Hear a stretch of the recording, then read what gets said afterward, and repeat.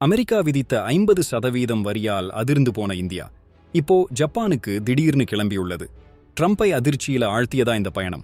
America நம்ம நட்பு நாடுங்கிற பேர்ல நம்ம இந்திய பொருட்கள் மேல 50% வரி போட்டு ஜவுளித்துறைய பெரிய சிக்கல்ல தள்ளி இருக்கு. இந்த நிலைமையில நம்ம பிரதமர் மோடி நாளைக்கு ஜப்பான் கிளம்புறாரு.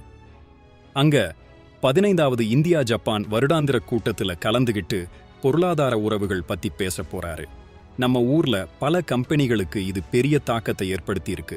நம்ம பிரதமர் மோடி பதவியேற்ற பிறகு இப்போ 7வது வருஷத்துக்கு அப்புறம்தான் ஜப்பானுக்கு போறாரு. சமீபத்துல ஜப்பானை முந்தி நாம உலகின் 4வது பெரிய பொருளாதாரமானா கூட 2 நாடுகளுக்கும் இடையிலான உறவு ரொம்பவே வலுவாகி இருக்கு. கடந்த 2 வருஷத்துல மட்டும் 170க்கும் அதிகமான ஒப்பந்தங்கள் போட்டிருக்கோம்.